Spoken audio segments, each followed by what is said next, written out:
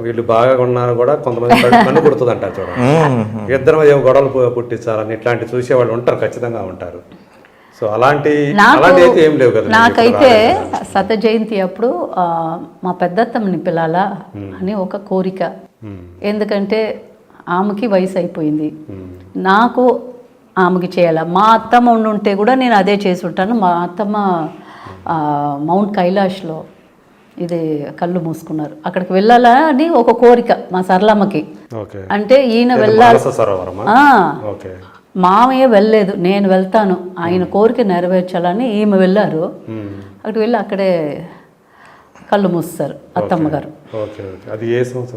అయింది 8 సంవత్సరాలు అయిపోయిందండి. సో మేమంతా ఫ్రెండ్స్ గ్రూప్తో, అవును, పరిక్రమ నేను వెళ్ళను అనేసి అందరికి బాయ్ చూపిసి పోయి ఆమె టెంట్లో పడుకున్నారు, అంతే. మేమందరం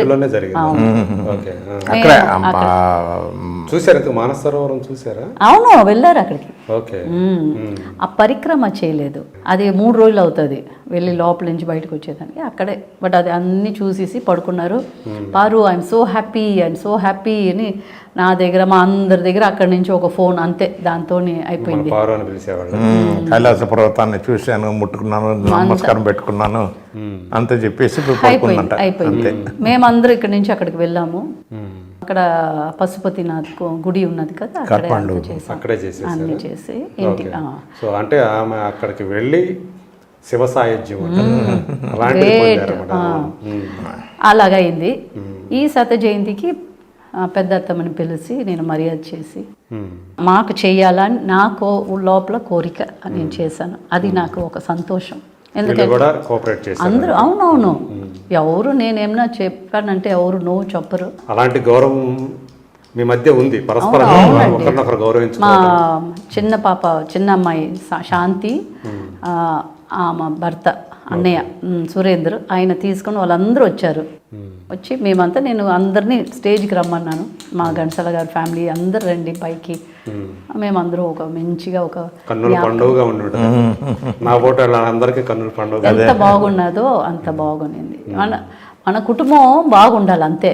అందరూ ఆయన గౌరవం చేస్తే మాకు ఆ గౌరవం రావాలి. బయట వాళ్ళు మన సంబంధం లేదండి, మనం అదే మన కుటుంబం మంచిగా ఉండాలి, అంతే. మనదంతా ఒక కుటుంబం అనుకుంటే ఆల్ హ్యాపీస్ అంటారు కదా.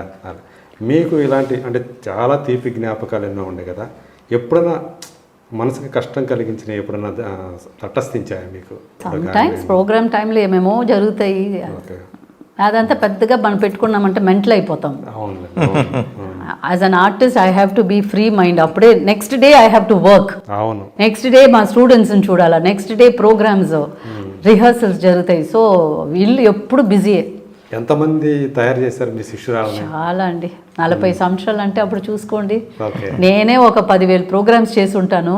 10,000 ఇక్కడ అన్ని చోట్లను. తర్వాత మా పిల్లలు బాగా ప్రోగ్రామ్స్, వాళ్ళకి పెళ్ళిళ్ళు అయ్యి తర్వాత వాళ్ళు కూడా స్కూల్ నడుపుకొని New Zealand, Netherland, all of them are become very good dancers. అంటే మీరు ఒక ఏమంటారు, సాంస్కృతిక రాయబారి అని ఒక పదం ఉంటుంది, అట్లాగే డ్యాన్స్ కి మీకు ఒక రాయబారి. మీరు ఒక కొంతమందిని 10,000 ప్రదర్శనలు అంటే చిన్న 10,000 అంటే చిన్న విషయం కాదు. సో సంవత్సరానికి ఒక బ్యాచ్ తీసుకున్నా కానీ ఎంతమంది మీ శిష్యులు? 5 generations.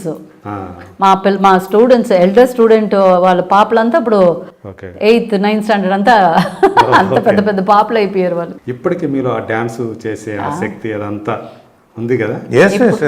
ఇప్పుడు ప్రోగ్రామ్ నేను మహాబలిపురం ఫెస్టివల్లో పోయి చేశాను. ఇక్కడ చెన్నైలో జరుగుతుంది పెద్ద ఫెస్టివల్ అది.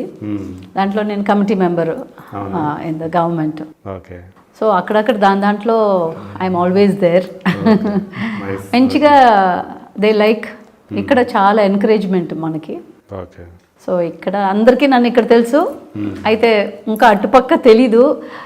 ఘంటసాల గారు కోడలు అని అలా తెలుసు, ఏదో డాన్సరు అని అంత తెలుసు, కానీ మేము ఇంత వర్క్ చేస్తున్నామని ఎవరికి అంత తెలియదు. ఈ ఇంటికి వచ్చి ఎంతకాలం అయింది మీరు? ఇది మా ఇల్లే. తను పెట్టింది పెరిగింది ఇక్కడే కదా. ఇదే అవునా? తర్వాత కొంచెం మాడిఫికేషన్ చేసి రీబిల్డ్ చేశారు. ఓకే, అంటే ఇది పార్వతి గారిది అనమాట. అలా కాదండి, మాదండి.